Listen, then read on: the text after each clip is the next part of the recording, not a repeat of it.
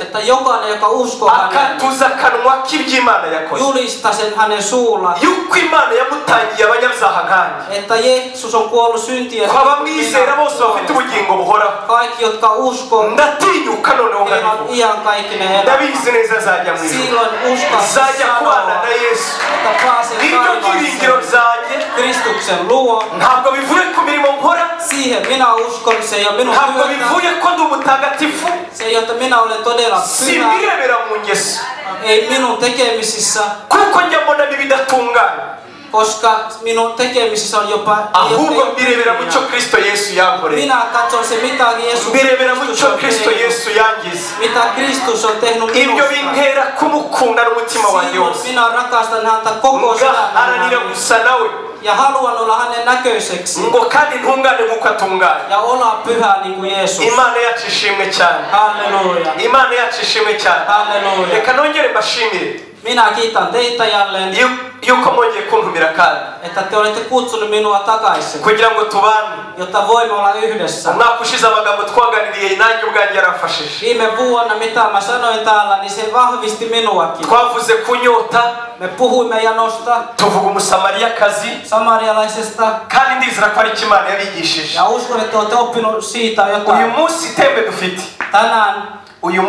Tänään ja huomenna, kunnes pääsen takaisin kotiin, puhumme Jumalan etsimisestä. Olla janoinen etsimään Jumalaa. Me puhumme tästä Jumalan etsimisestä. Jesajan kirja 55. Jesajan kirja 55. Jae 6. Uraza kuparaphrasa ntagari ngomba kuza kubisoma uza kubisubiramo gusa. Yesaya 55:6 haranditse ngo nimushaka Uwiteka bigishoboka Pawulo.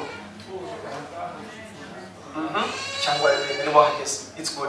Etsikää Herraa, kun hänet vielä voi löytää. Nimushaka Uwiteka bigishoboka Pawulo. Etsikää Herraa, kun hänet voi vielä löytää. Nimumwambaza akiri bugufi. Huuttakaa häntä avuksi, kun hän on lähellä. Umunyabyaha ntareka ingeso ze.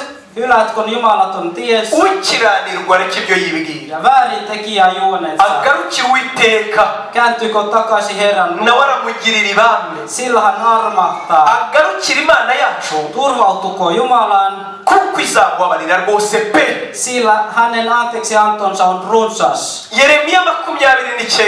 Jeremian 29. Umurongo wa 13. 13. Yeremia 29.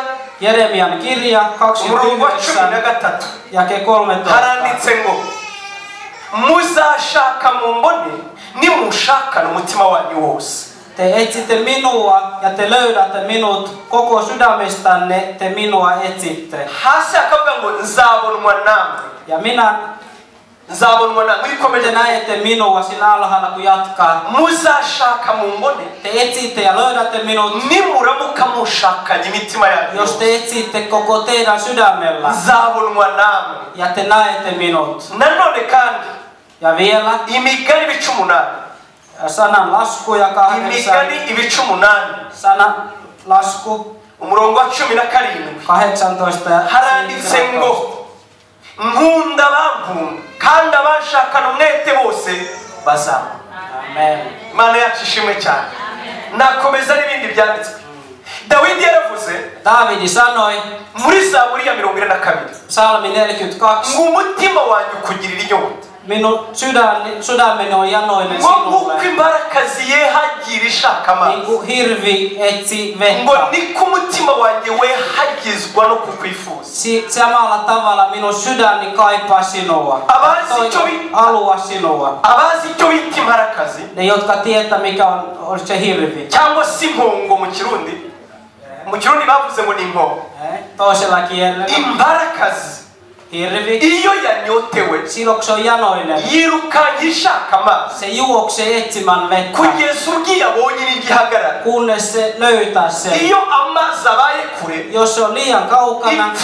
Ntishobora guhagarara. Irinda ipfa yirukanka kugeza ibonye amazi. Se ei pysähdy. Se etsi kunnes se ehkä kuolee. Ni nko kuvuga ngo nzaruhuka gusa uko nkubonye. Se on vähän niin kuin sanoit, että minä tulen levolliseksi löydän sinut. Niitä kuona zapfa. Ennen sitä minä kuolen vaikka. Nicho Dawidi yavuga. Se on se mitä David sanoi. Nzakushaka paka nkubonye. Etsin sinua kunnes löydän. Inyota ngufitiye. Se jano mitä minulla on. Ntabwo ari inyota kwimarwa n'ikindi. Sitä ei voi mitään muu sammuttaa. Ni inyota izamarwa nuko nkubonye. Se sammuu silloin kun kohdan sinua. Kuko ni waremye imparakazi. Koska sinä olet luonut sen urabizi ko itagira uhuka itarakora. Tiedät se ei väsy ennen kuin se umutima wanjye ukugirira inyota. Samalla tavalla minun sydämeni nuko imparakazi igira inyota. Samalla tavalla kun se eläin on janoinen. Niko umutima wanjye ukugirira inyota. Yhtä samalla tavalla. Imana yacu ishimwe cyane. Halleluja. Muri Bibiliya yose. Koko Raamattu-kirjassa. Mw'isezerano rya kera. Vanhassa testamentissa. Ndetse no mw'isezerano rishya. Tai uudessa.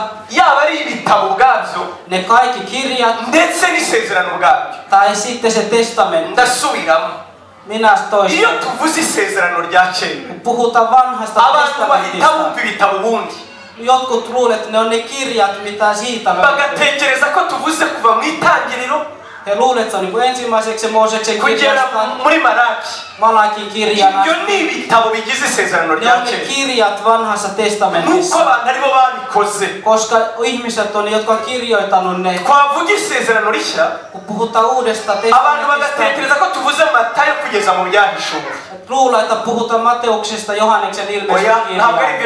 Sitä en tarkoita. Yego, ibyo ni ibitabo bigize amasezerano yose. Ne on kirjat, jotka on molemmissa testamentissa. Basi ko twongera hano byaba byiza. Kubera ko biratuma ndi gukoresha imbaraga nkibwira ko ntari kumvikana. Ja jatkumvis.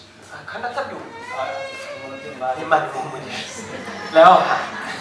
Yesu ashimwe cyane. Amen. Kuri zaro tubiraza kudufasha. Amen. Aha, narivuze ngo iyo tuvuze isezerano, puhuta testamentista. Twibwira ko abantu bumva ibitabo.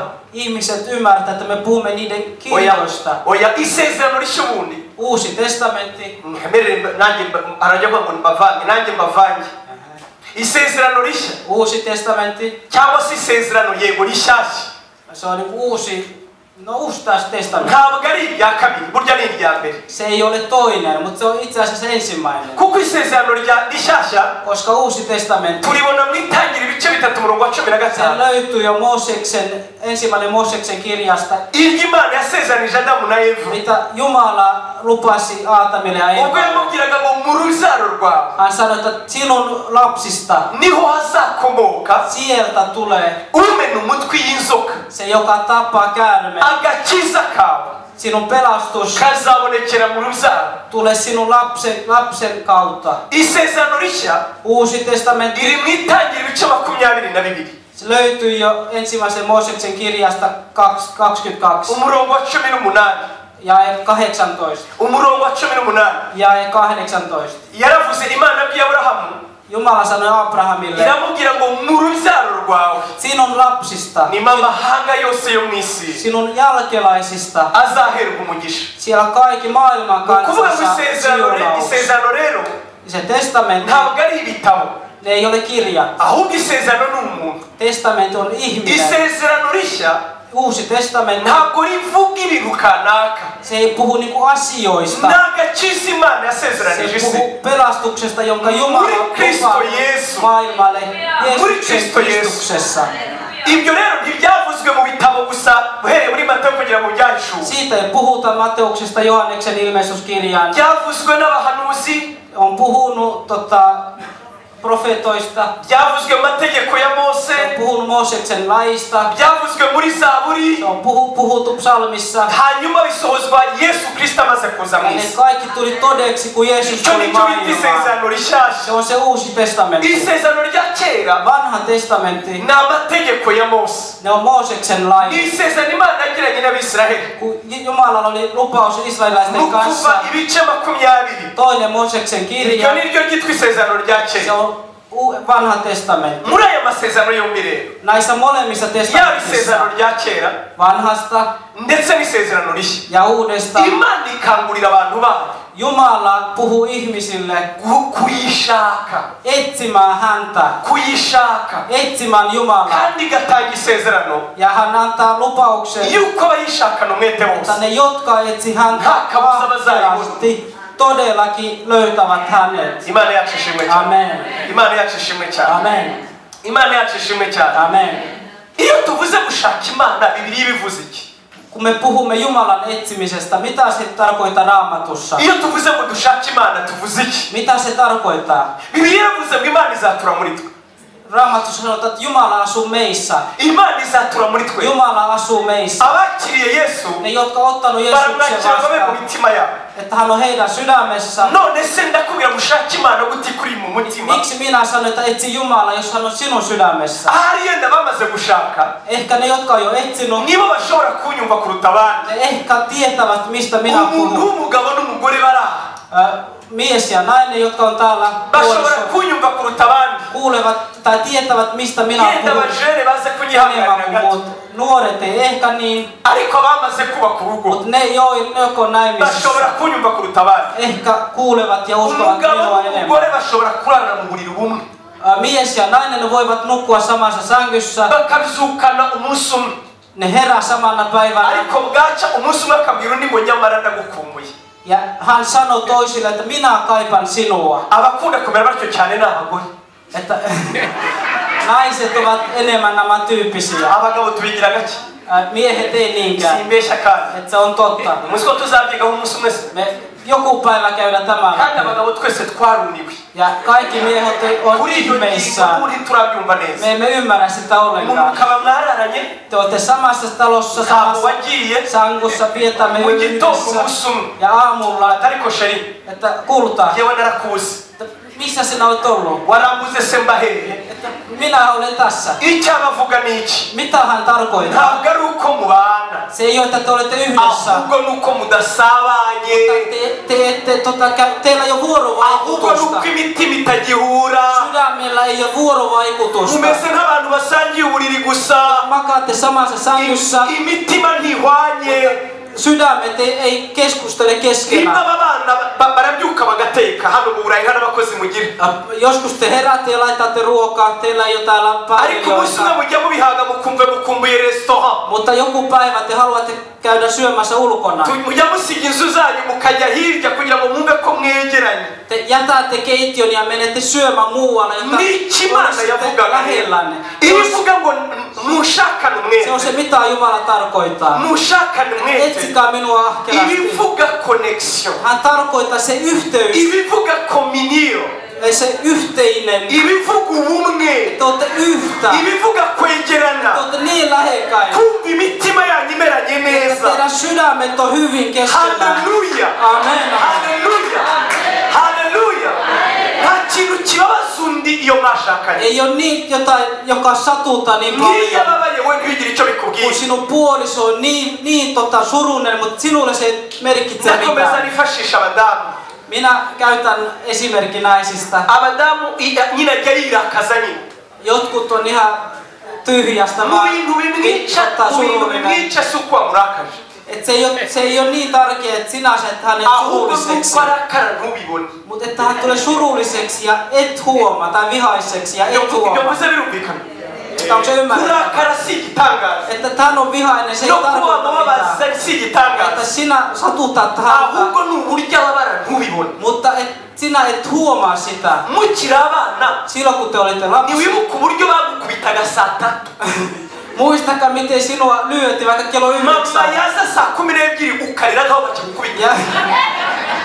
Ja kun äiti tulee kello 18, sinä itket ihan niin kuin sinut on vasta lyöty. Kaikki tietää sen. Että joku lyö sinua kello 9 aamulla. 9:15 kaikki on mennyt ohi. Mutta se, joka lyö sinua, ei rakasta sinua. Silloin lapsena me jatkoimme leikimistä. Sinä leikit ja naurat.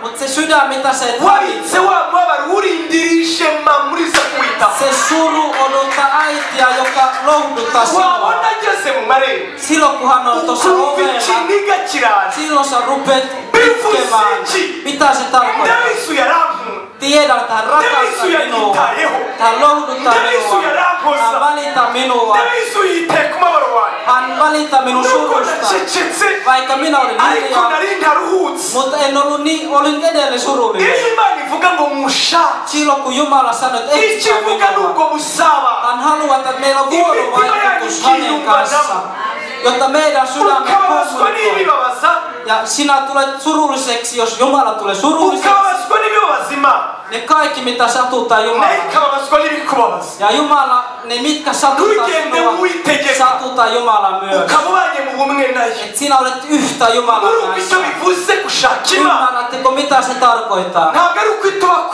se ei ole niin että hän on liian kaukana meistä se ei ole että hän ei ole meidän sydämessä minä kysyn että joskus sinä etsit sinun omaa sydäntä et löytää välillä tuntuu että sulla ei ole sydän paikallaan tiedättekö sen mitä se tarkoittaa minä olen pastori tämä on arki minulle et ihmiset sanoo että en tiedä mitä minä tunnen jotkut lähtee seurakunnasta ja kohdat ihminen joka kun joku puhuu Jumalan sanasta niin sinä luulet että hän puhuu sinusta koska sinun sydän ei ole levollinen silloin kun me puhumme Jumalan etsimisestä jotta emme ymmärrä väärin Jumala ei ole hävinnyt meistä hän ei ole niin että hän ei ole löydettävissä mutta hän sanoi että tulee lähemmäs amen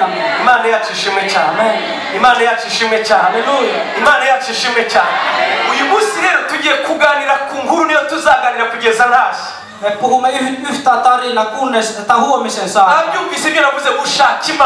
Jumalan etsiminen sinä etsit Jumalaa vaikka hän on sinun lähelläsi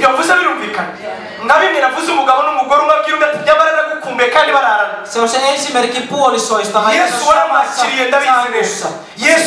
sinä olet ottanut vasta Jeesuksen sinä kunnioitat Jumalaa sinä rakastat Jumalaa tai ehkä et ole enää uskossa mutta mitä minä se ei ole että Jumala on liian kaukana se että sinä tulet takaisin sinulla on vuorovaikutus Jumalan kanssa Jumala puhuu ja sinä kuuntelet minä rakastan naisia Jumala siunausta teille Jumala siunausta todellakin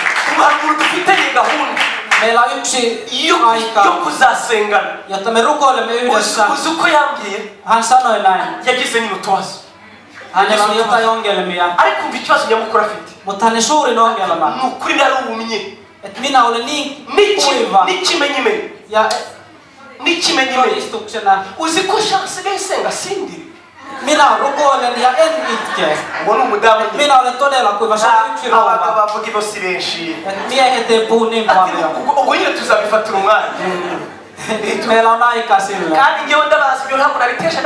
että minä tunnen näytän vaikka joku tunnollinen elokuva vaikka meksikolainen saipua mikä saipua saa jossa itketään paljon tämä nainen rukoilee mutta hän ei itke meillä on aika varattu sille tiedä miten mä saan hänet itkemään mutta me yritämme jotta hän pelastautuu uudelleen jos ihminen sanoo että en itke hänen puhuu kyyneleistä se on se tunnellinen että Jumala halleluja tuntee Jumalan hengellisesti tunnollisesti halleluja Jumala sinun ympärillä halleluja Dio. Sä tunnet Jumala jopa ukayumvimana ikukora että Jumala koskettaa ibyo turi kuvuga nshuti zanjye puhumme siitä ushaka Imana etsiä Jumalaa amarangamutima yawe agakorwaho sinun tunnet ne herää henkiin volonte yawe igakorwaho vapaaehtoisuus ibitekerezo byawe bigakorwaho sinun ajatuksin koskettaa hari ubwo umuntu abana n'Imana joskus ihminen on Jumalan kanssa nigeze kuba mu gihe cyo kubana n'Imana minä olin kerran Jumalan kanssa sinzapfa byibagiwe minä en koskaan unohda mbana n'Imana olin Jumalan ku kanssa buryo ntageragaho ntandukanye intekerezo zanjye n'ijwi ry'Imana et silloin en pystynyt erottamaan minun omia ajatuksia Jumalan äänestä kameme maze gukura maze imyaka myinshi mbiriza sinshaka kuimpressiona minä en yritä tehdä teihin vaikutusta olen aikuinen ja olen puhunut Jumalan sanasta ibyo ndikubabwira si ukugira ngo munyemere hoya minä en yritä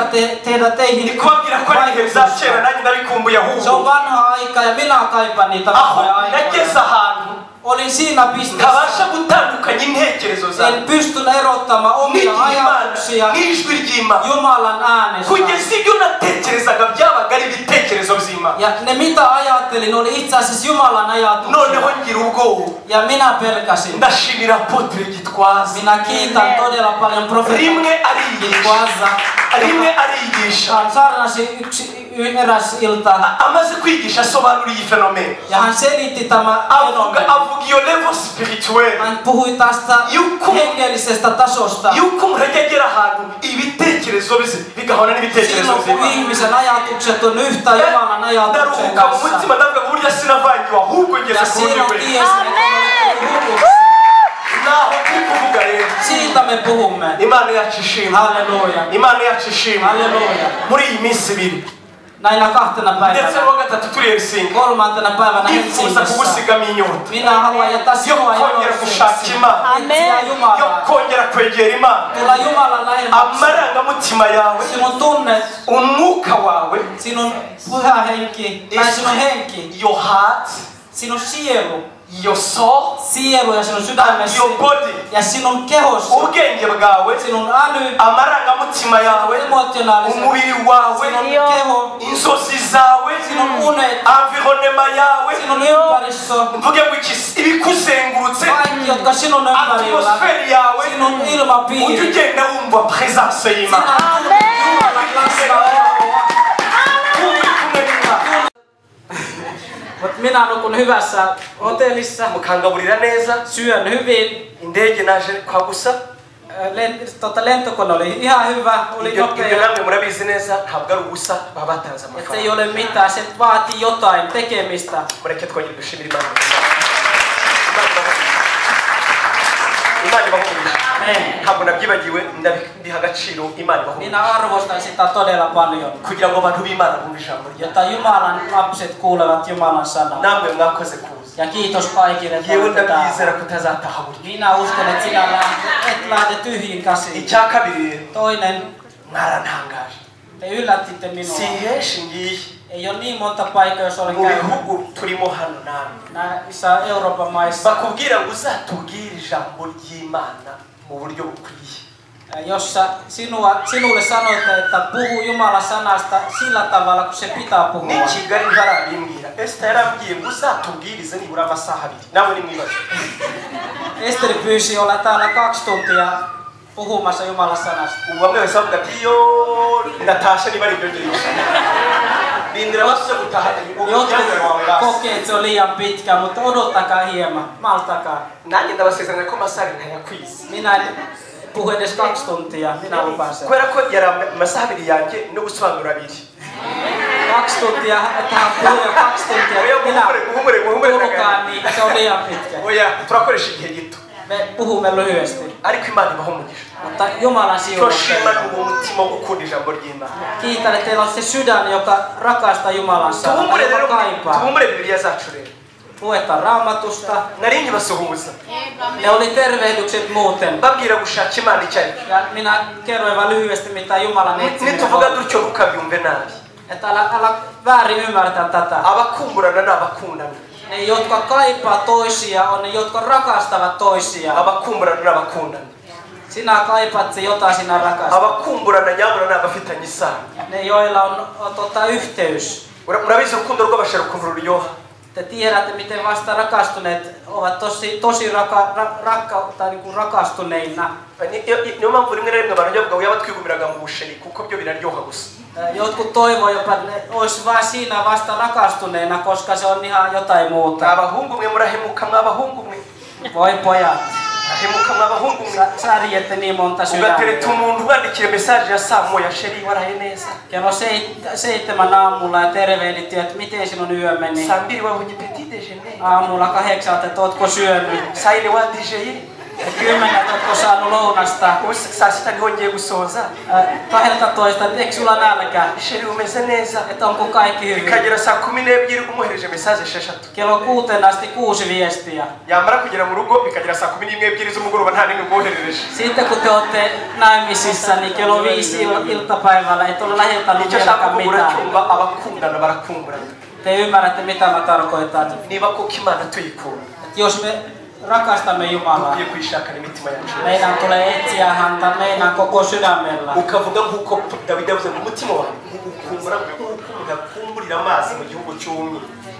Niin kuin David sanoi, että minun sydän kaipaa sinua niin kuin sinä kaipaat vettä kuivassa tai erässä maassa.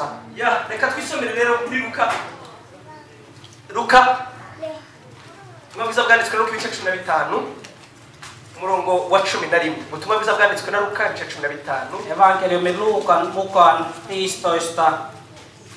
Murongo wa 11. Luku 15 ja 11. Dusome aranditse ngo umugani w'ikirano. Uyu mugani tuzaganira gusa tukanina dutaha. Uyu munsi turavuga A, ejo tuzavuge B ya. Luka 15 murongo wa 11. Kandi arababwira ati hariho umuntu wari ufite abahungu babiri. Umuhererezi abwira se ati data mpa umugabane w'ibintu unkwiriye nuko agabanya amatungo ye. Iminsi mike ishize umuhererezi ateranya ibintu bye byose aragenda ajya mu gihugu cya kure yayisha ibintu bye ubugoryi bwe. Abimaze byose inzara nyinshi itera muri icyo gihugu atangira gukena. Aragenda ahakwa ku muntu wo muri icyo gihugu amwoherereza mu gikingi cye kugira ngo kuragira ingurube. Yifuzaga guhazwa n'ibyizo ngurube zaryaga ariko ntihagira ubimuha. Murongo wa 17 nuko yisubiyemo aribwira ati abagaragu ba data ni benshi kandi bahazwa n'imitsima bakayisigaza naho nge inzara nsinze hano. Murongo wa 18 reka mpaguruke njye kuri data mubwire nti data nacumuye kuyo mu ijuru no mu maso yawe ntibinkwiriye kwitwa umwana wawe mpaka mbe nk'umugaragu wawe. Arahaguruka hajya kwasi. Murongo ukurikiraho ngo agituruka kure se aramubona aramubabarira arirukanka aramuhobera aramusoma.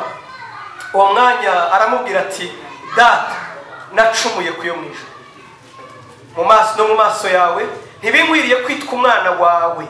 Ariko se abwira abagaragu be ati mwihute muzane vuba umwenda mumwambike n'impeta ku rutoki n'inkweto mu birenge. Muzane n'ikimasa kibyibushye mu kibage turye twishimye. Kuko uyu mwana wanjye yari yarapfuye none akaba azutse, yari yarazimiye none dore harabonetse. Nuko batangira kwishima. Ku murongo wa 25 hano tuzavuga ejo. Ariko umwana we w'imfura yari ari mu murima amaze kuza, ageze hafi y'urugo yumva abacuranga n'ababyina, ahamagara umugaragu aramubaza ati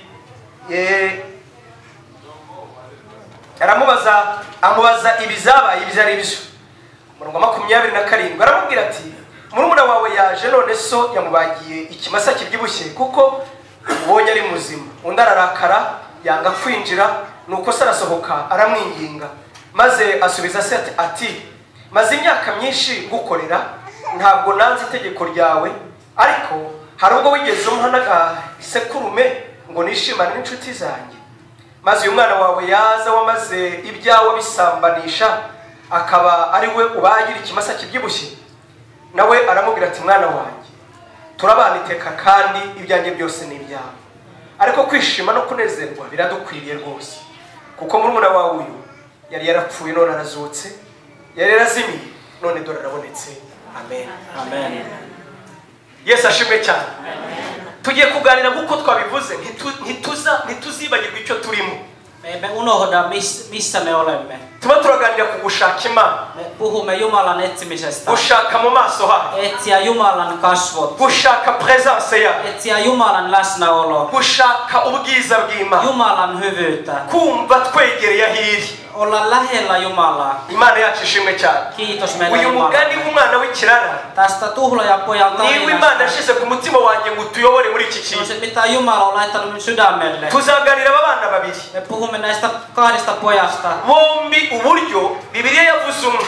Raamattu puhuu yhdestä. Yibanze kuri umwe. Se keskittyi yhteen. Yibanze ku watakaye hanze. Keskittyi se, joka oli kadoksissa. Yibanze ku watakariye kure. Se, joka oli kaukana. Ariko hari n'uwatakariye mu nzu. Mutta se oli kadoksissa, mutta niinku kotona. Bivuze murabyumvise. Umwana umwe yabereye ikirara hanze. Yksi oli kadoksissa ulkona. Yaragiye atakarira hanze. Kaukana. Ajya kure ya se. Meni liian kaukana isästä. Ise aramubura. Isä ei tiennyt missä hän Hakaba on. n'undi mwana watakariye mu nzu. Toinen oli kadoksissa, mutta Watakariye mu mirimo. kotona töiden parissa. Watakariye mu bitekerezo. Ajatuksinsa. Uyu rero tuzamuvuga ejo. Hänestä me puhumme Uyu huomenna. munsi Tänään tugiye kuganira kuri uyu mwana watakariye hanze. puhumme tästä, joka oli kadoksissa kaukana. Imana yacu ishimwe cyane. Halleluja. Imana yacu ishimwe cyane. Halleluja. Kuko nyine wongeye kuvuga mutamuzi. Koska me tätä ette tunne tätä poikaa. Ndatinyuka kumwifashisha kugira ngo mvuge ubutumwa. Minä uskallan käyttää häntä tässä todistuksena. Nzi neza ko abapasiteri ari ikintu mutwangira.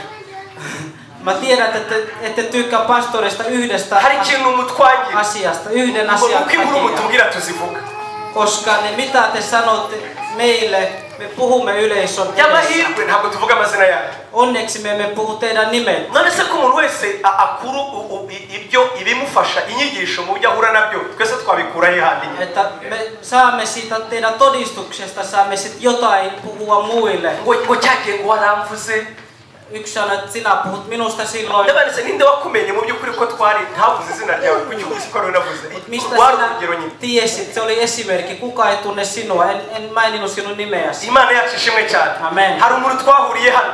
Yksi ihminen Tuziranye kera. tapasin häntä täällä, mutta tunnemme Tuziranye mu buzima bugoye. vanhoja tuttuja vaikeassa elämässä. Ndavuga tukiri iwacu iyo ngiyo. Meidän kotona siis. Tugeze hano aranyibwira. Ja sit kun tulimme tänne, niin hän kertoi itsestä. Ja muistatko minut? Uranyibuka pasta. Muistatko minut? Ndamureba nti wapi.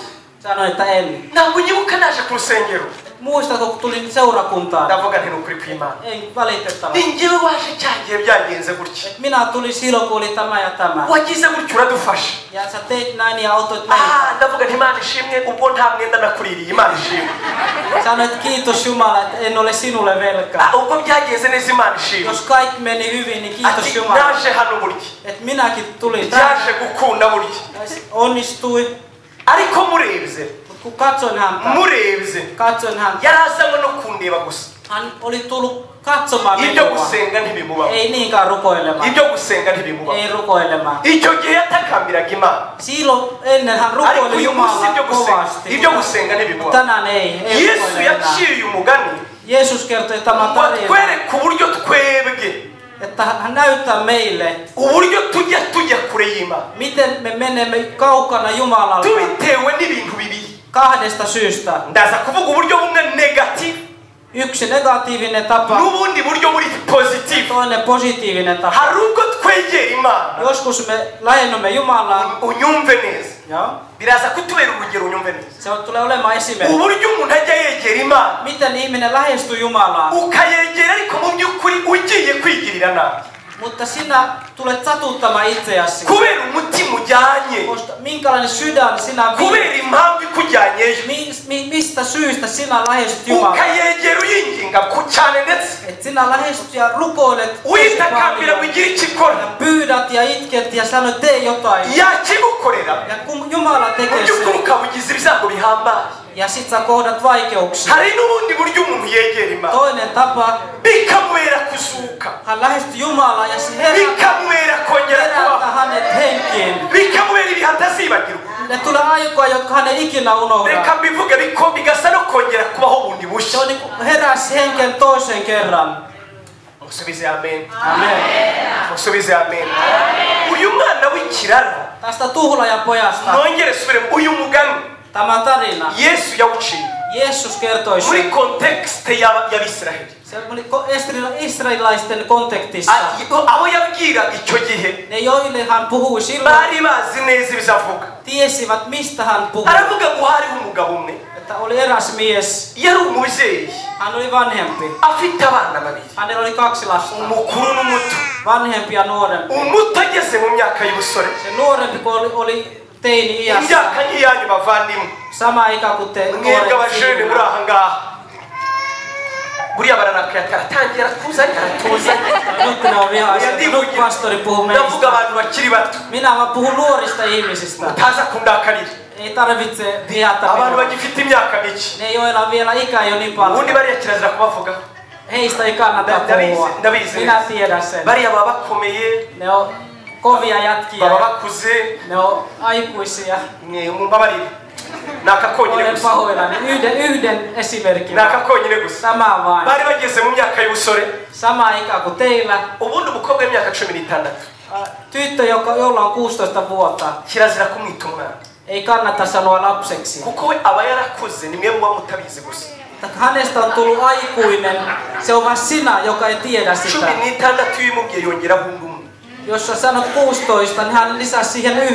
Fite 18 ans. Hän sanoi 18. Fite 17 ans. 17. Aba yumva yarakuze nibo utabibona. Hänestä on tullut aikuinen, mutta sinä ei tiedä sitä. Kundra igeze 21 none hayitangira kagira ngiyi. Ja silloin kun hän pääsi 21, niin se ikä-numero alkaa tulla alaspäin. Mubizi se 25 irenze kirazira ntiyongera gufeta vuga imyaka. 25 niin ei enää juhlita syntäreitä. Itinduka Twitter. Ei puhuta niin kuin iästä, vaan puhutaan vain 20. Muri Twitter rero iyo umajije imyaka ntakubwira imyaka kubwira mu biganye. Silloin kun sä kysyt ikää, hän sanoo hänen koulukavereita. N'abasore nuko. Nuoret miehetkin on samalla. Kuri iyo myaka rero ngo umusore muto. Se nuori mies siinä iässä. Wari umusore muto. Hän oli nuorempi. Asanga se.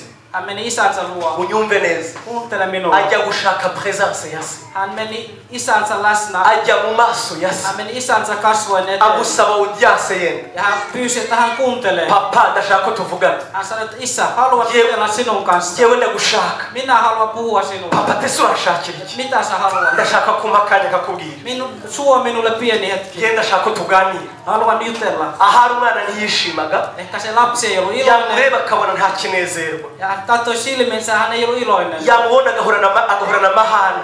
Hän oli jotenkin niin kuin ariko se ko muri iyi minsi wahindutse. Riehui koko ajan. Kysyi, miksi olet muuttunut? Kuri muri iyi minsi wahindutse. Miksi olet muuttunut? Abana iyo bari muri icyo gihe. Lapset siinä iässä. Bataha ijoro batatahaga ijoro. He tulevat kello 00 kotiin, vaikka se on normaali. Ya myaka yitwa opposition. Se on se silloin, kun hänellä on niin aho mubwira ngo tutaha 12 none agataha 3 ukajya warabimujije. Kello 6 sijaan tulee 9 kotiin. Wamubwira atari ibintu wambara si byiza none akamanura hasi. Ne vaatteet, mitä sä kritisoit, hän tekee parhaansa ja pistää sinut vihaiseksi. Umubuzi ingofero agashyiraho dread. Sanoi, että hän laittaa hattua, niin hän laittaa letut. Umubuza dread none agatereka ubwanwa ukabura kugira. Jos et halua hiuksia, niin hän kasvattaa partaa. Umubwira ko kwambara ipantaro atari so akayigeza ku mavi. Sanoi, että nostaa housut, niin hän laskee sen vielä enemmän. Umubwira ko kwambara ipantaro atari byiza akakwambarira mini. Silloin kun sanoit, että housut ei ole hyvä, niin hän laittaa minihameet.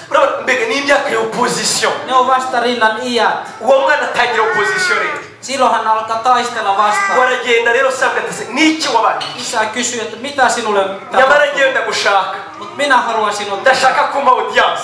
Minä haluan sinun huomioon. Muribuka icyo twita gushaka Imana. Muistatteko mitä me Yesu yacaguye umugani ngo yerekane isano riri hagati yacu n'Imana. Jeesus halusi näyttää meidän yhteystä, meidän suhde Jumalan kanssa. Ngo uwo mwana saramwemerera ati noneho ngiye. No, isä antoi pojalle huomioon. Aramubwira ati ndashaka kukubwira ikintu. Minä haluan kertoa tämän. Jewe ndarambiwe kuba mu rugo rwawe. Minä en halua olla täällä kotona. Ndarambiwe gutaha mu nzu yawe. En halua enää tulla tänne. Ndashaka umhereza umugabane w'ibyawe. Minä haluan mitä minulle kuuluu, minun perintöni. Muri Bibiliya sindi ntabwo bavuga umugabane, baravuga umurage. Muissa Raamatun kohdissa puhutaan perinnöstä. Ndashaka umhereza umurage. Mutta hän haluaisi omaa osuutensa. Heritage, umhereza umurage. Perintö. Umhereza heritage yanjye. Hän halusi omaa perintönsä. Hanyuma mve mu rugo rwawe. Ja hän lähtee kotoa. Ndambiwe amategeko yawe. En halua olla enää sinun lajin alapuolella. Minä en halua olla sinun kotona. Ndashaka kujya kwiba. Minä haluan omaa kämppää. Saramubaza ati mwana wawe. Isä sanoi, että minun poika. Waburiye iki mu rugo? mitä sinä olet kaipannut täällä? Tumushaka kuduta. Miksi haluat jättää perheesi? Ushaka kujya se ni he? Mihin sä olet menossa? Muzehe ibyo ntibikuri. Että isä, no ukko, tämä ei kuulu sinulle. Se ei kuulu sinulle mihin. Jewe maze gukura njewe. Minusta on tullut aikuinen. Wishe imyaka y'ubukure. Minulla on ikä. Isaka ambwira ati nyamara uracyari umwana. Isä sanoi, että sä oot vielä nuori. Ukeneye abakugira inama. Sinä tarvitset joku neuvoa sinulle. Jopa sinun vanhempi veli on vielä täällä. Nawe ntabwo aragenda mwana wawe. Hän ei ole vielä lähtenyt kotoa. Iki gituma ushaka kuduta? Miksi haluat jättää wagumye muri uru rugo? Pysy täällä. Umwana akambwira ati ngewe simbishaka. Hän sanoi, että en tahdo. Biblia ntikomeza kuvuga mu buryo burambuye.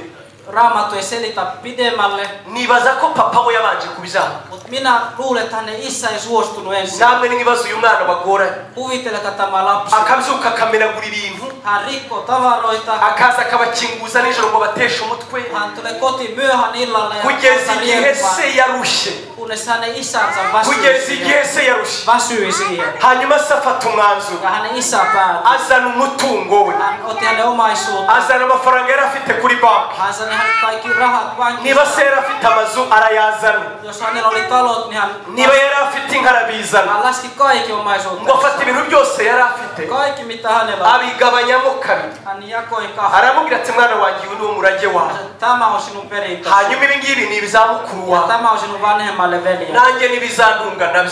Ja minä elän niillä. Aramubwira ati nubwo maze kuguhereza. Vaikka minä annan perintösi. Mwana wanjye wigenda. Älä lähde hyvällä. Hanze ni habi mwana wanjye. Siellä ei ole hyvää. Ntabwo uzahashobora mwana wanjye. Sinä et pärjää. Abantu bo hanze baragushuka. Ihmiset huijaa sinua. Za nshuti zawe ziragushuka. Huonot ystävät. Helsinki iragushuka mwana wanjye. Helsinki huijaa sinua. Uburayi bwe kugushuka. Eurooppa huijaa sinua. Wisara ndakwinginze. Älä ole hullu, älä tule hullu. Iki kizungu kigutera ikizunguzungu. Tämä siviilisuus, joka huijaa sinua. Wirya ubuzima nkaho ucuranwa nabwo. Älä ole niin janoinen elämälle. Imyaka ufite yo kubaho iracyari myinshi. Sinulla on paljon ikää edessä. Izi nzoga ze kukwica mwana wawe. Alkoholi. Aba bakobwa baragushuka. Nämä tytöt. Aba bahungu baragushuka. Nämä pojat. Wigenda kure mwana wawe. Älä lähde kaukaa. Uguma hano mwana wawe. Pysy lähellä minun rakas poika. Papa warangije kuvuga. Ukko, oletko jo puhunut? Warangije kuvuga. Oletko jo puhunut? Uri muranyerereza. Minä myöhästyn. Mfite randevu. Minun pitää mennä. Ibyo wampaye narabibonye. Olen saanut perintöön. Ndambiwe no kuba mu rugo rwawe. Minä en halua olla siinä talossa. Minä haluan mennä. Umwana se ngo yanga kumurekura. Isä ei halunnut päästä. Aramuherekeza. Hän saatoi. Aramuherekeza. Hän saatoi pojansa. Umva amagambo yamubwiraga. Hän sanoi näin. Uzirinde mu mujyi ntihakwice mwana wawe. Että kohta pärjää. Hän halusi mennä maailmalle. Hän halusi itsenäistyä. Isä ei päästänyt irti. Hän saatoi poikansa. Hän saatoi poikansa. Minun poika. Rakas poikani. Muista, että tämä maailma ei vie sinua kokonaan. Liika alkoholia tappaa. Ja muuttuu sinua. Niinku ei mitään. Atangira ya migani y'abakera. Hän puhuu niinku hän yikuye mu icupa igukura mu bagabo. Runojen kautta. Uyikura mu kibindi igukura mu bagabo. Muzehe ibyo ni ibintu bya kera muzehe. Hän puhuu vanhoja. Izo nkuru zawe zirashaje muzehe. Sinun tarinat on niin vanhoja. Wintera injuga muzehe. Wintera injuga muzehe. Älä nyt jaksa vanhaa. Älä jaksa. Ibyo ni ibintu by'abantu b'abasaza. Se on teidän vanhojen ihmisten asia. Olemme nuoria. Maailma on meidän. Twebwe turi abantu b'abatara. Maailma on meidän. Isakomeza kumuherekeza. Isä piti hänet kädestä kiinni ja saatoi eteen. Hän saatoi niin kauas, ettei hän enää jaksanut. Että me tulemme kaipaamaan sinua. Että tulee takaisin terveenä. Ja poika lähti sinne maailmalle. Minä muistutan teitä, miten ensimmäinen tapa, millä menemme Jumalan luo. Me haluamme pyytää maalliset asiat, aineelliset asiat. Monet teistä tiedätte, olette rukoilleet. Jumala, jos tämä minun projekti menee, minä palvelen sinua. Jos minä lähden tästä leiristä, ja me lähdemme tästä paikasta, jos me lähdemme tästä leiristä, minä tunnen kenelle minä puhun. Rukoilitte. Hari inshuti yanjye yigeze gusenga ngo Imana ihembere kujya muri Amerika arangira abwira Imana ngo ndakwingiza no bingurize basi eräs ystäväni rukoili ja hän halusi kovasti päästä Yhdysvaltoihin. Ja hän sanoi Jumalalle, että lainaa minua sitä edes. Minä maksan takaisin. Minä en tiedä mitä hän maksaa Jumalalle. Mutta jotkut teistä te olette rukoilleet todella, että jos minä pääsen Eurooppaan, minkälainen maahan mihin pääsen. Jos minä pääsen sinne, jos lähden tästä kampuksesta,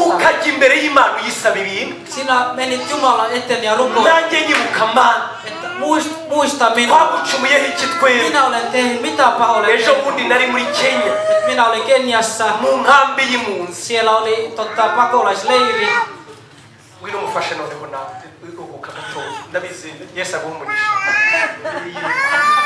Halleluja. Halleluja. Ejo bundi nari muri Kenya. Just äsken olin reirissä Keniassa. Siellä on pakolaiset. Siellä missä te olette jättänyt teitä ystäviä. Siellä sinne elämässä missä te olitte. Te olette nähneet miten ihmiset itke siellä. Jos sanotaan etsitään Jumalan hän ei välttämättä ymmärrä sitä hyvin. Mutta jos sanotaan että rukoiletaan paperit nopeasti, heti ne etsilomat. Useimmat kertoja me tullaan Jumalan edessä itkemään siitä, että Jumala siunaa meitä maailman tavaroista. Jumala, minua sinä muista minut. Anna minulle aviomies. Anna minulle työ. Jotta mä pystyn ostamaan asuntoa. Anna minulle auto, Jumala. Olet minun isä myös, siunaa myös minua. Joskus me käännetään Raamatun väärinpäin. Jotta me käännetään pyhän lahja, joten ne olisi niin mitä me voidaan koskea. Me emme voida olla häntä, me olla päätä. Anna minulle myös rahaa. Ja me itketään maailman tavaroista. Muista minut, jotta minun lapsetkin menisivät naimisiin. Anna minulle myös apipoika ja tyttö, jotta mä pystyn olla iloinen. Mutta useimmat kertoja silloin kun me itketään noin, se vie meitä Jumalan kauemmas. Katso sinun sydämesi. Muista kaikki mitä sä oot luvannut Jumala silloin kun sä olit. Oletko oikeasti tehnyt niin? Sä oot vienyt vuoden saamatta edes 100 seteliä. Sä pyytelit Jumala, että antaisi sinun edes rahaa ostamaan nyt voit olla, että sä nukut monta päivää samassa lakanoissa, etkä pysty vaihtamaan. Muista, miten nyt Jumala on sinun kanssa, missä suhteessa te olette. Nyt kun hän on siunannut sinua, onko hän nähnyt sinut? Me ollaan itkenut aika monta pitkä kymmeleitä. Jumala siuna minut ja vie minut sinne. Jotta minun dokumentti pystyy mennä eteenpäin. Se on onnistunut. Onko onnistunut? Mitä Jumala on saanut takaisin? Eikö se on siitä, että Jumala juoksee sinun perässä? Osat on tullut Eurooppaan ja me nyt juodaan alkoholia eikä aikaisemmin. Joitakin muutti Eurooppaan ja he ovat vaihtanut vaimoja. Ne, jotka ovat ollut aikaisemmin, he eivät sopi heille. Toiset on muuttanut Eurooppaan ja sanotaan, anna kun se mies yrittää, kuule minä näytän. Se mitä Jumala on nähnyt sen palkaksi, mitä hän on tehnyt, se on ylpeyttä. Te olette hävinnyt siellä pihalla, kadoksissa. On yksi juttu, mikä koski minua. Yksi juttu koski minua sydämen. Mä kiitin nämä tytöt, jotka lauloivat tähän. Teillä olette niin hienosti puhuttu. Kiitos Jumala siunatkoon. Te olette hyvin pukeneet Jumala siunatkoon. Ihmiset sanotaan, se on afrikanlaiset ajatuksia. No oletko nyt valkoihoinen? Oletko nyt valkoihoinen? Sä oot edelleenkin afrikalainen, vaan sä asuu Euroopassa. Pojat ovat tullut Euroopaan. Suomi käännetty ja väärennetty ja se käytössä ihan miten saatu. Kuka ei kunnioita vanhemmat, kuka ei rukoile enää. Kuka ei erota kirkkoja ulkona. Ystävät, halusin kertoa.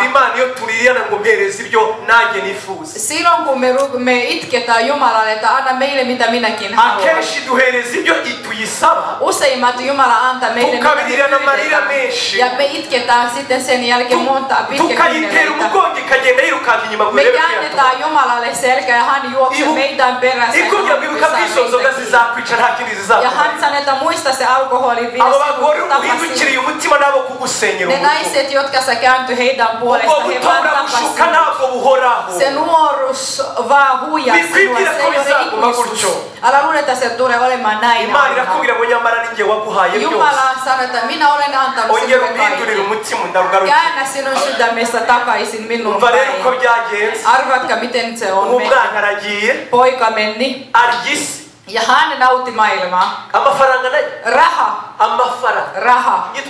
Raha. Raha.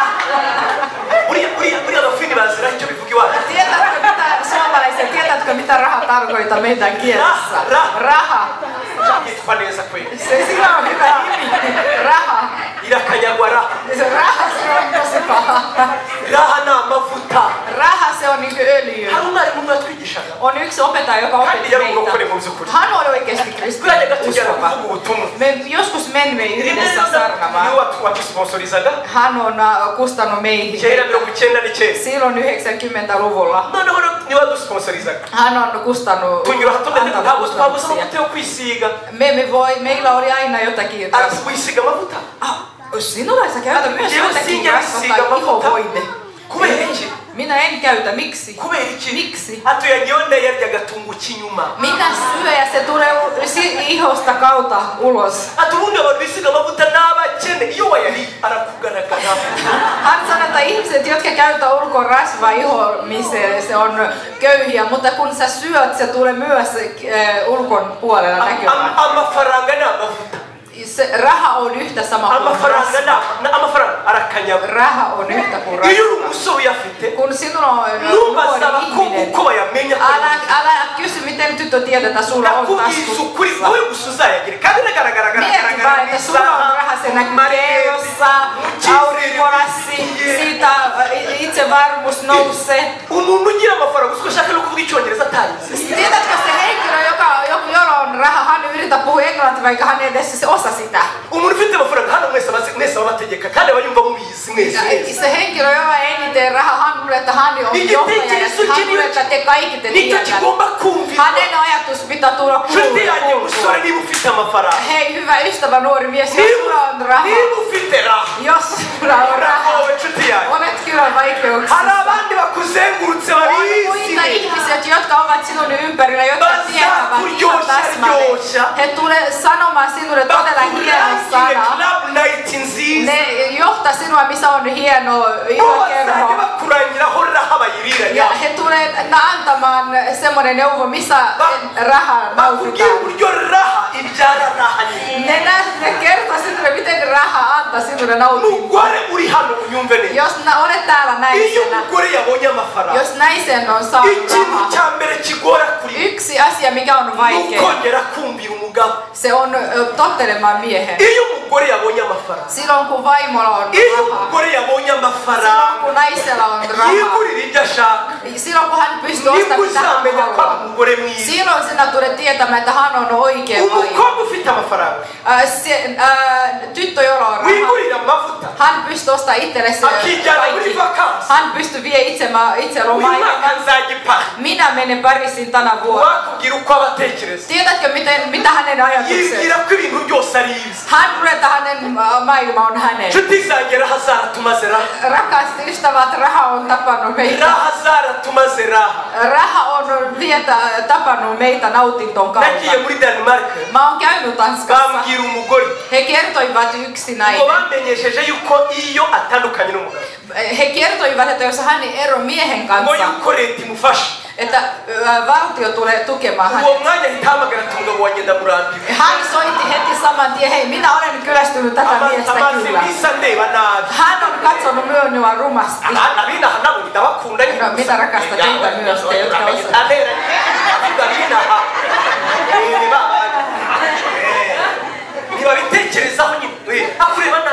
Hän vaan katsoo sinua, tunnettaa sinua. Se on pahoinpitely. Ja koti on loppunut. Se on raha. Tämä raha, mitkä me itketään, se on yksi mittari, joka voi mitata ihmisten kunnon ihmisten. Me tunnetaan, me ollaan nähnyt monta ihmiset. Me ollaan nähnyt monta ihmiset. Silloin kun mä olin Keniassa, onneksi mä oon nähnyt ihmiset, jotka ovat kääntänyt Jumalalle sydämen. Hän sanoi, että jos mä saan on, että mä pääsen Amerikkaan. Samana päivänä minä ero heti. Tiedättekö, että me monet me emme ollut oikeasti uskova, vaan elämä teki, että me joutu uskomaan Jumalaan. Me emme ole lopettanut meidän syyt. Mutta ne oli kaalista, meillä ei ollut siihen rahaa.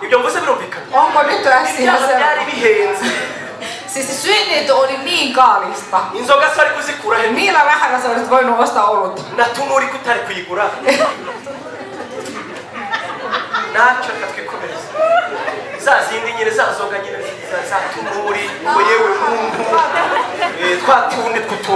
Ne itse tehty alkoholi, joo, kotikarja tai sellaisia, mutta ne on tosi vahva itse tehty alkoholi.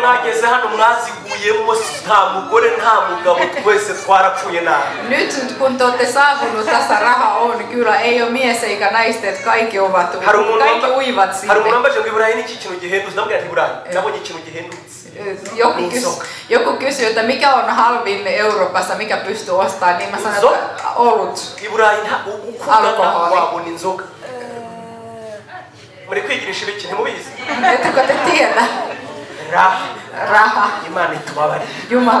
Jumala antako meille anteeksi. Halleluja. Tämä lapsi hän otti kaikki rahaa ja hän käytti ne rahaa yökerhossa. Huorat ovat käyttänyt ne rahat. Se joka tuli hänen yksi yö, hän varastaa osa. Ja nuoret ovat näyttänyt hänelle kerhoja Helsingissä. Ne näytti sinne, missä yksi puulo viinaa puulo maksaa 1000 euroa. Ne näytti hänelle, mikä on kaikista kalliimpaa hotelleja. Ja hän nautti kyllä se raha. Kuten te tiedätte, maailma muuttuu. Kuten te tiedätte, maailma muuttuu. Kuten te huomasitte korona-aikana, maailma muuttui yhtäkkiä. Se pandemia tuli yhtäkkiä. Siis se nälkä tuli yhtäkkiä. Ja ne kaikki rahat oli jo mennyt. Hän alkoi minä kuolen. Lapset, jotka ovat rikaiden lapset. Ne ei osaa olla, ne ei osaa kärsiä. Ne ei osaa pestä vaatteet. Ne ei osaa edes hän ei osaa käyttää omia käsiä. Elämä nyt osui. Hän soitti. Se joka soitti Billille, joka oli yhdessä kerrossa. Hei Bill. Nyt oikeesti mulla on nälkä. Tiedätkö, että rahat ovat loppuneet. kazi Bill sanoi, että aina kun mä soitan sulle hetki, mä oon töissä. Telefoni ei brokaa. Ja hän brokkasi hänet. Ahamagara sana ja vastaji. Esti hänet ja hän kutsui hänet vuoroja. Kuka ei enää vastaa. Igiswa cyo mu giturage gusakirya amafaranga nk'igicucu. Se tyhmä poika, joka ei osaa tietää mitään. Ne ihmiset, jotka oli hänen kaverinsa, he nauroivat hänen kanssa. He, jotka nauroivat hänen kanssaan, ei ollut oikea ystävä. He eivät nauranut hänelle. Ne nauroi, ne hymyili rahoille. Raha meni. Raha voi olla sinun nuoruus. Sinun nuoruus voi olla siis verrataan siihen rahaan. Kun silloin kun nuori tyttö katsoi itse, että hei, voinko mä ikinä edes muutu. Silloin kun nuoret miehet noustavat kuntosalissa, kuule, vuodet voi muuttaa sitä asiaa. Nälkää, hän nälääntyi. Hän etsi töitä eikä ollut saatavilla. Hän sanoi, että enää jäljellä yksi paikka. Koska sinä et edes olet maahanmuuttaja. Et ole kansalainen. Paitsi jos sä mekoja. Tiedättekö te miten sitä sanotaan? Hän on ihan rikaiden lapsi. Hän meni etsimään siitä sikopaimea. Hän ei mennyt siinä etsimään palkkaa, vaan hän meni saamaan ruokaa.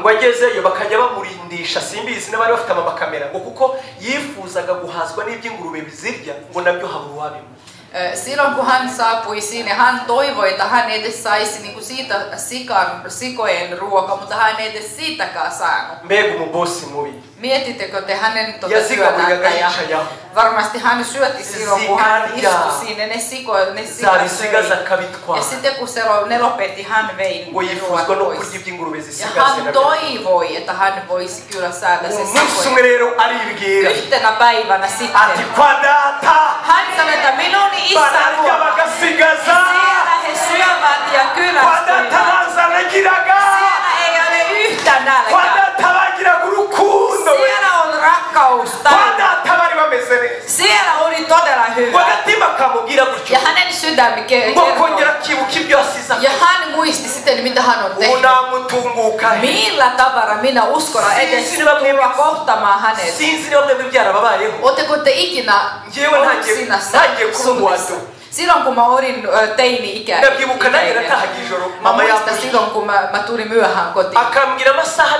Hän sanoi, mitkä kello mun pitää tulla kotiin. Ja mä viivästyin. Apua, missä mä nyt, miten mä pääsen kotiin?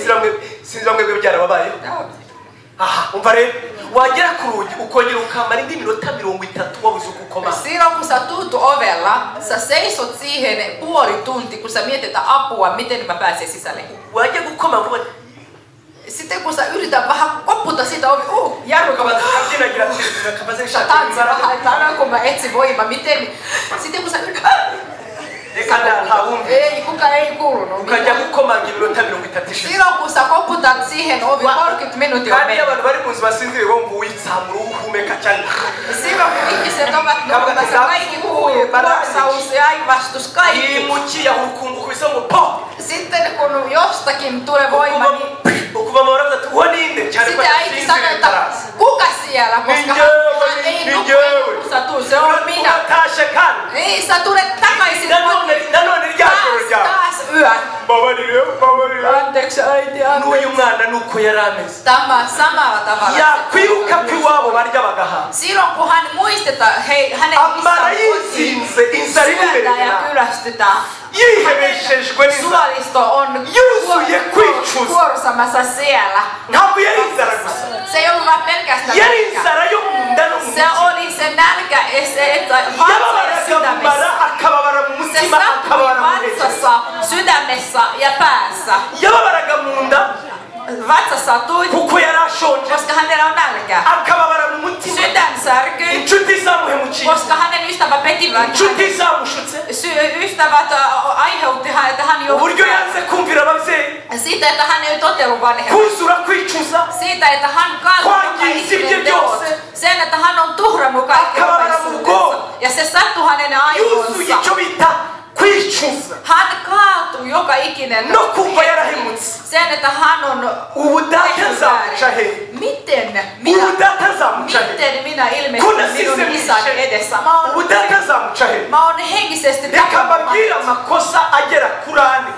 minä kerton teille nämä monta virhe, mikä tämä poika teki ennen kuin hän lähti sieltä. Amen. Imana yacu ishimwe cyane. Amen. Munyemerere mwe kurangana mbasabe kugira ngo twumve neza ijambo ry'Imana. Mä haluan, että te keskitytte tähän ja te kuuntelette mikä Jumala haluaa kertoa meille. Uyu mwana yasize akoze ibintu bigera kuri 5 byagombaga kumuza kujiwabo. Tämä poika teki 5 virhe mikä esti hänet päästämään kotiin. Icyambere yasize asusuguye se kandi yaramwinginza kandi. Ensi hän ei kunnioittanut hänen isää. Icyakabiri toinen yasize asabye sumurage kandi kizira. Hän pyysi elävänsä isältä perintöä, joka ei oikeasti voi niin tehdä. Tässä on just nimenomaan. No, voi olla, että välillä lapset ei kunnioita vanhemmat välillä tapa.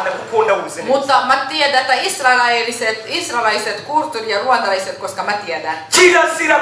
Se on kielletty, että sä voit edes uskolla. Sä uskollat. Sä kertoo isälle.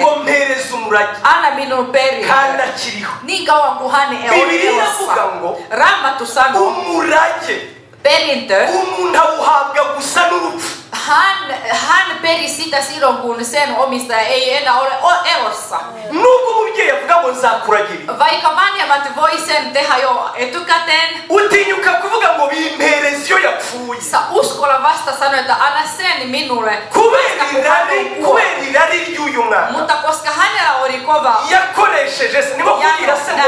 hän käytti isän väärin, niin sanoi, että olen kyllästynyt sinuun kuolevaan. Sen, että hän pyysi hänen oman perintöön. En voi mennä takaisin, niin mä oon jo tapannut hänet. Sinne kulttuurissa hänen isä oli jo kuollut. Kolmas. Hän ei lähtenyt vaan sinne lähistömaille, vaan meni kauas.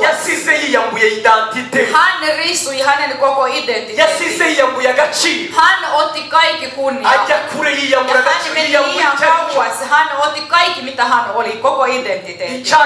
4. Ja hän otti kaikki omaisuutensa ja käytti siitä. Hän käytti siitä tekemään väärin. Hän teki väärin, hän oli huoroiden kanssa. 5. Mikä on pahin? Hän on syönyt sikojen kanssa.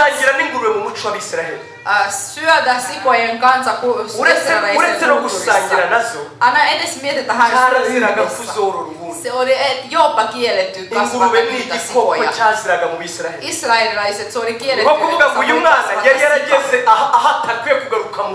Hän oli saapunut siihen pisteessä, että hän ei voi palata mitenkään.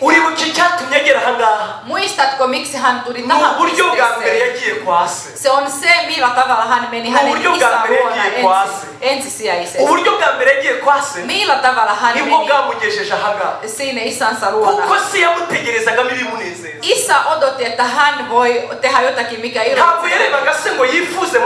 Hän ei katsonut isä ja toivoi, että hän uskolla katsoi hänet. Hän katsoi isä ja hän toivoi mitä hän omisti. Konkreettisesti asia. Me kristitty elää Jumalan kanssa. Me halutaan mitä Jumala antaa meille. Kristitty nykyisen me haluaa profeettoja, vaikka ne valehtelevat.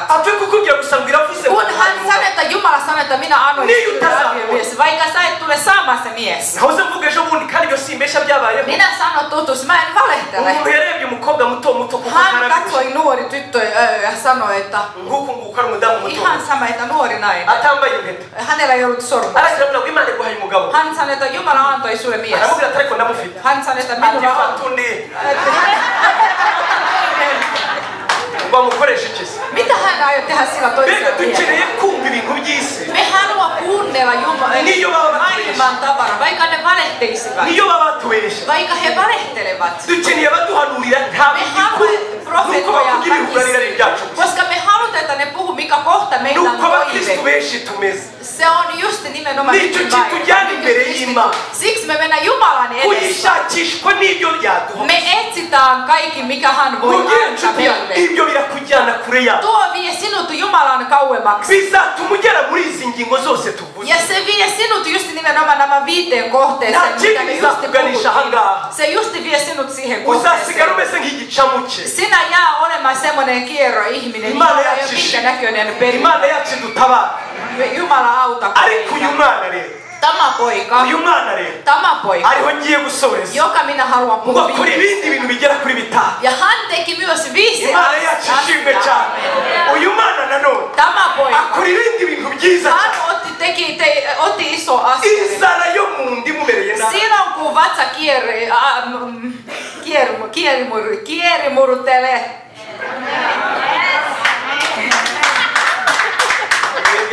ntabwo numvise mukoreshwa amasiniki cyari mumerese tukomeze inzara yo mu mara imumereye nabi Silloin kun vatsa kierimuruttelee. umutima we wumishijwe no kwiheba Sydän no on kwicuza liian kuiva sinne, että hän ubwonko bwe buri turumante kwibuka ibibi yabayemo hänen aivon mietti kaikki paha mitä hän on ngahumurizwa elänyt. n'ikintu kimwe gusa Hän rohdutti yksi ariko nanjye asia. nje kukubwira muri Mikä minä haluan kertoa tänä iltana? ngahumurizwa no kwibuka se Hän rohdutti siitä, hän muisti isänsä. aravuga ati papa Hän tunnen isän. ndabizi neza nasize mwishe nshuti yawe Tiedän, että mä oon tapannut hänet elämältä. ndamubwire yuko yesu yapfuye asize ibyaha byawe Jeesus on kuollut sinun syntin värki. yaravuze rikorera ngo burya ku musaraba si imisumari yari imufasha Hän sanoi, että n'urukundo rw'ibyaha byawe rwatumye Rikkoinen on sanonut, että siellä ristillä hän ei vaan niitä metallit, ne ei pitänyt hänet vaan siitä, että rakkaus mikä hän on sinua kohtaan. ntabwo ku musaraba ari yesu yarafashwe n'imisumari no Ei ollut niitä ristinaurinko, mikä ne n'urukundo rwamugumijeyo hän se rakkautta.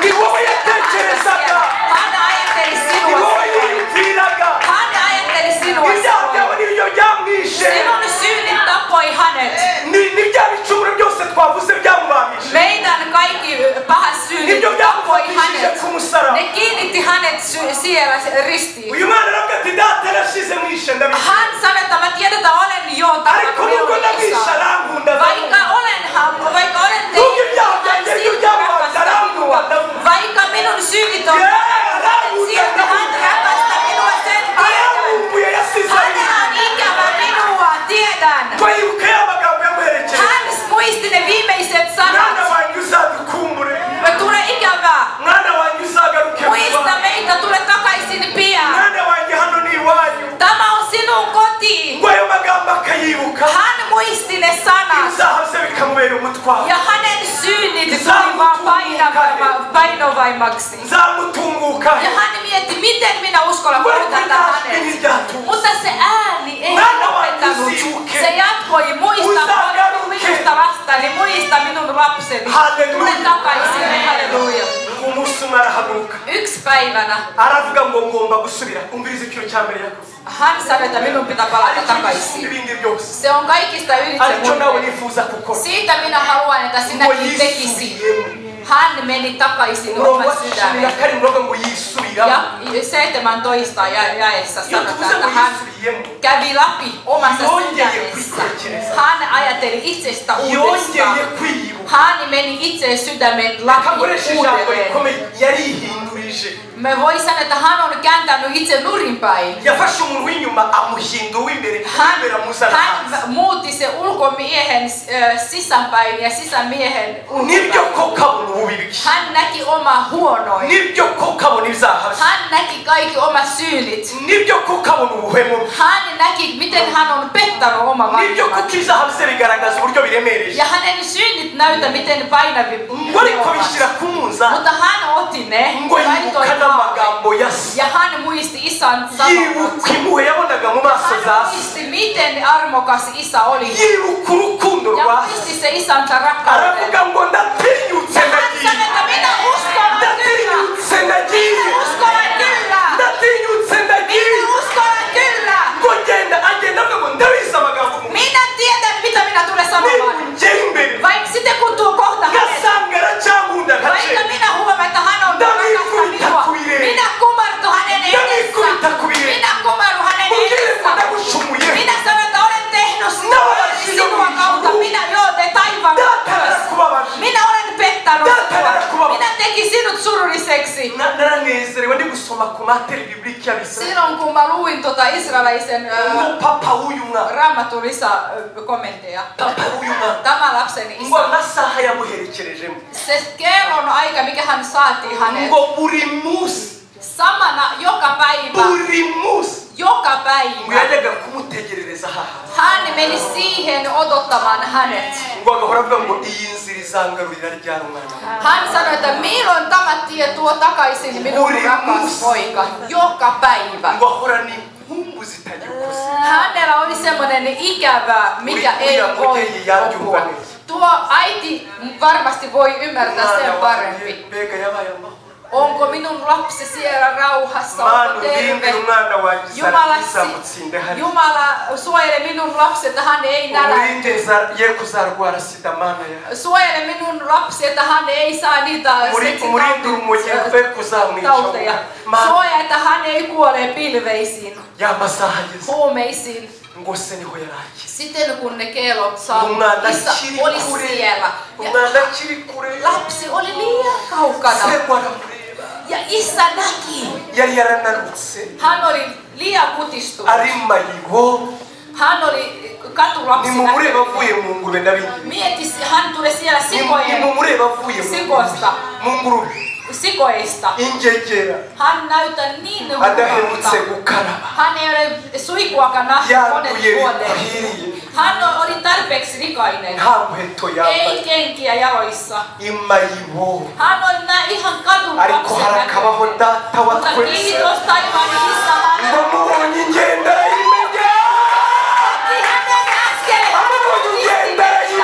Kun hän näki kävelemässä, ne askelet.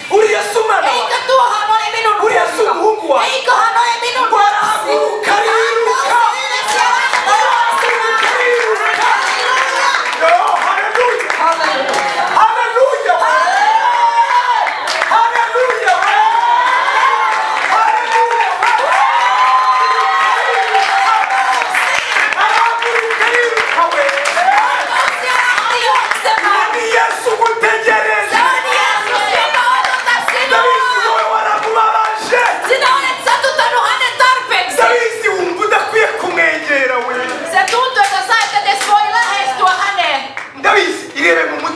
Katso sinun sydämen läpi. Sinun synnit ovat tarpeeksi rikainen. Hän odottaa sinua. Hän odottaa sinua. Hän odottaa sinua. Hän odottaa sinua siellä ristillä. Hän sanoo, että olette minun rakas poikani.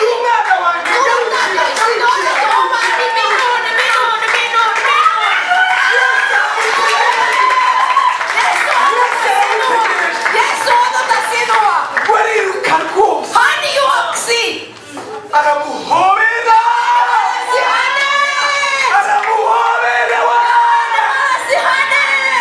Halleluja!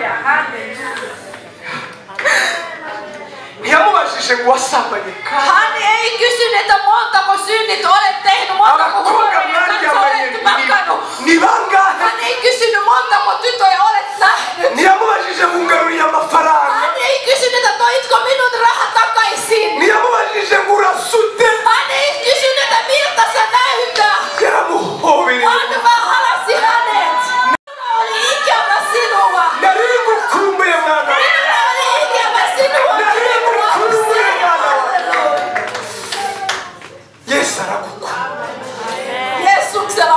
ikävä sinua.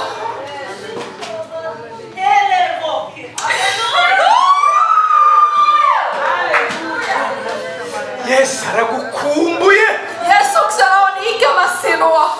Nubwo ufite isoni. Vaikka sulla on semmoinen olo, että sä et pysty. Utiraririye by'ukuri. Jos et vaan pysty olemaan ylpeä. Utiraririye by'ukuri. Jos et ole ylpeä. Yesu aragukumbuye. Hänellä on sinua ikävä. Isoni zawe ziguteka utamusanga. Halleluja. Ariko aragukumbuye. Sä pelkät, että sä et voi mennä ja sä et pysty mennä hänelle, mutta hänellä on ikävä sinua. Reka mubwire impamvu se yibutse. Mä kertoin sinulle, miksi hänen isä muisti. Haranejeje bitaba. Tämä teki minua ylöiseksi. Umuco w'Abisirayeli.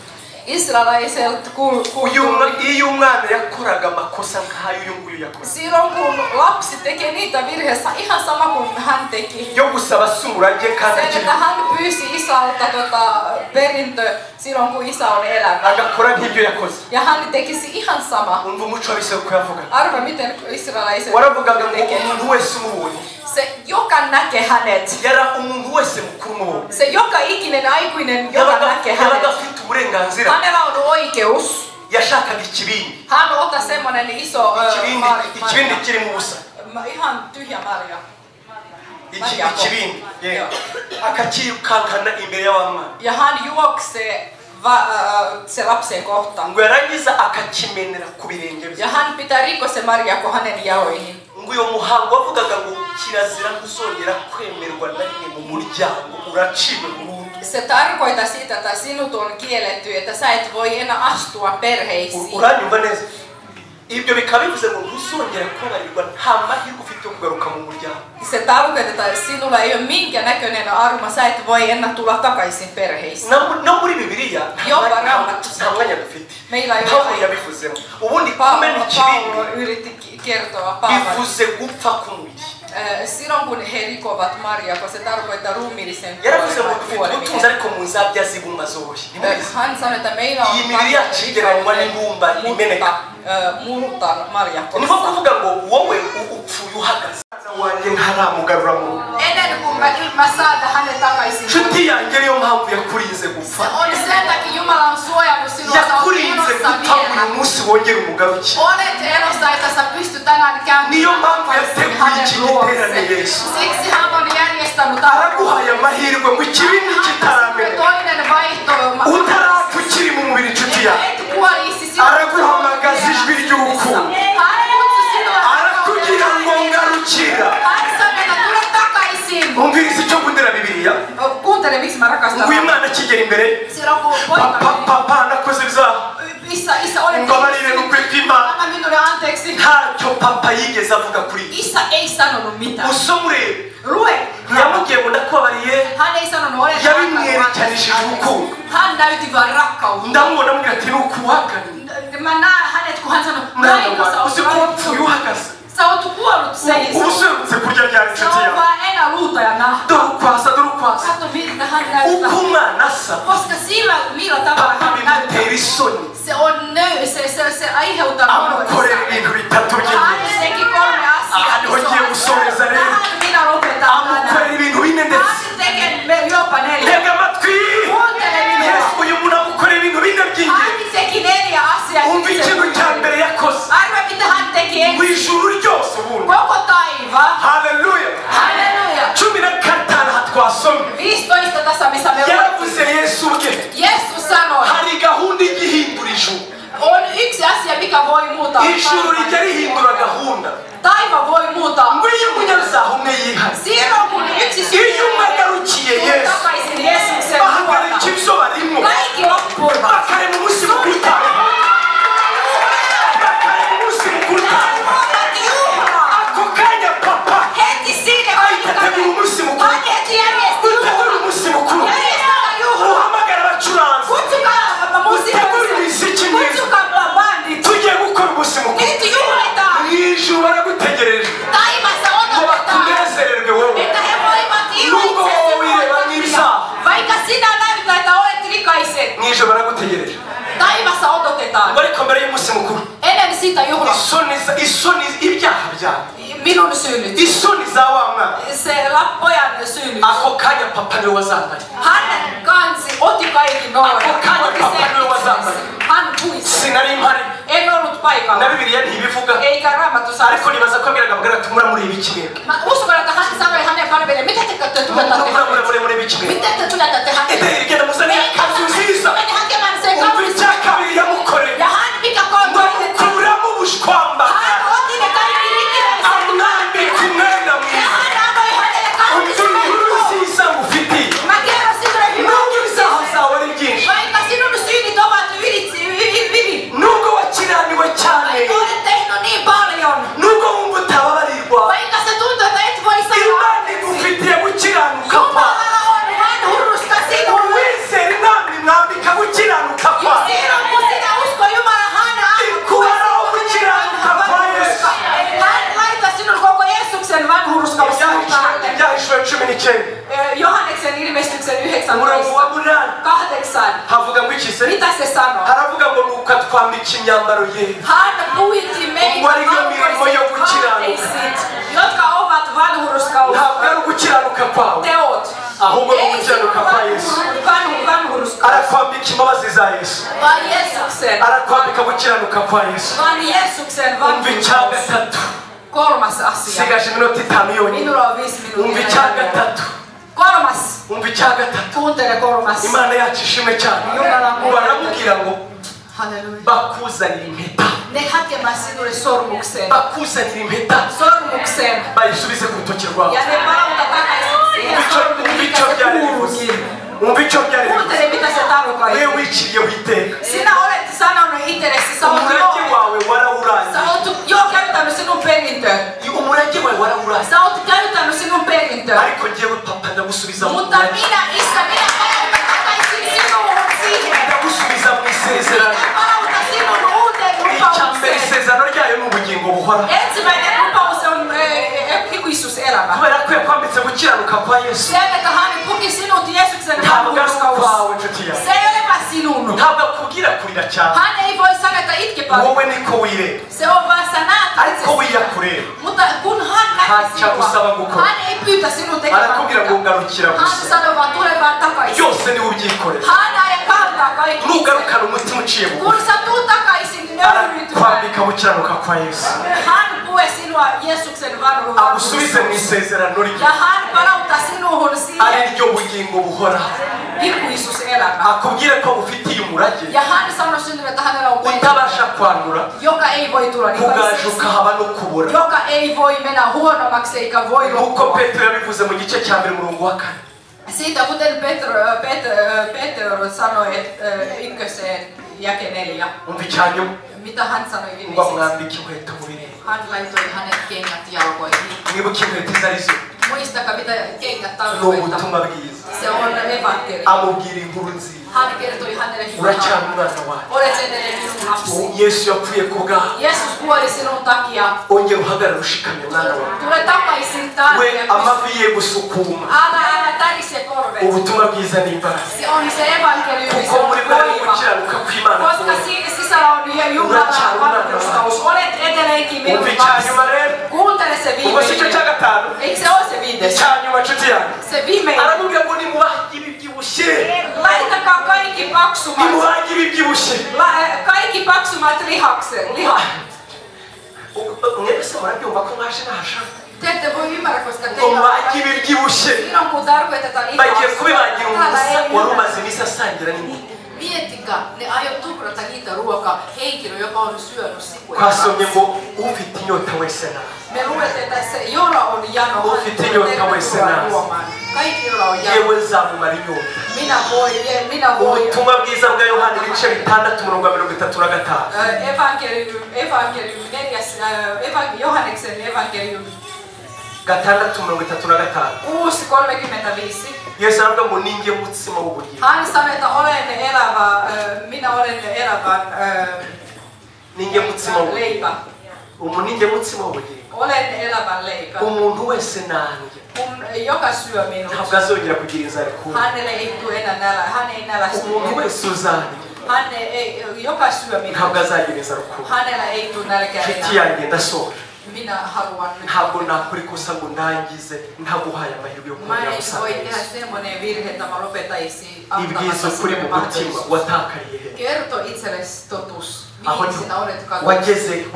Wageze Finland missä sinä eksyit? Aho Yesu kun saapuit Suomeen. Watakariye. Etkö ole eksynyt siellä ulkona? Minä pyytelen sinua. Tule takaisin Jumalaan. Tule takaisin Jumalaan. Saarna on sanonut, miten hän haluaa kohtella sinua. Hän ei tuomitse sinua. Hän ei tuomitse sinua. Hän ei tuomitse sinua. Hän odottaa sinua. Sä et vaan tiedä, hän juoksee sinua kohti. Sä et vaan näe, hän sanoo, että tervetuloa takaisin. Tervetuloa takaisin. Tervetuloa takaisin. Tule takaisin. Se, joka oli soittamassa tuossa piano, voi taas soittaa. Jeesus kutsui sinua. Minä pyytän, että sä sulkisit silmäsi. Laita päätä alaspäin. Mieti sinun sydämesi. Pyytää sinua. Tämä asia, mitkä me kohdellaan, se on sinun ja sydämensä välissä. Sinä voit kyllä miettiä ihan sama kuin se poika. Hän luulee, että joku ehkä nauraa minua. He näkevät minua. Ihmiset näkevät sinua, että olet synnynnäinen. Mutta käy itsesi läpi. Käy itsesi läpi ihan sama kuin se poika. Katso Jeesus, joka odottaa sinua. Katso Jeesus, joka tuijottaa sinua. Katso Jeesus, joka kutsui sinua. Hän sanoi sinulle, että minä odotan sinua. Tule takaisin, minä olen kuollut sinua. Sinun varten minä menin ristiin. Olen valmis antamaan sinua anteeksi. Ja minä haluan pukea sinun. Minä haluan pukea sinua minun vanhukseni. Tule, että minä laitan sinut uuteen tähän uuteen lupaukseen. Odotan sinua, jos olet täällä, nosta sinun kätesi ylös. Nosta kätesi ylös. Kuka ei naura sinua? Kuka ei katso sinua? Kuka ei naura sinua? Jeesus odottaa sinua. Nosta kätesi ylös. Halleluja, nosta kätesi ylös ja rukoilla yhdessä. Jos olet täällä, tervetuloa. Tule takaisin Jeesuksen luona. Tule takaisin Jeesuksen luona. Tule takaisin Jeesuksen luona. Tule takaisin Jeesuksen luona. Jumala siunannut sinua, joka olet nostanut sinun kätesi. Jumala siunaa sinua, sinä, joka nosti kätesi. Voita siitä pelkoa. Jos sä pystyt nousta ylös, se ei ole huono juttu. Ei ole semmoinen olo asia. Nouse ylös. Sano Jeesukselle, että minä haluan sinut.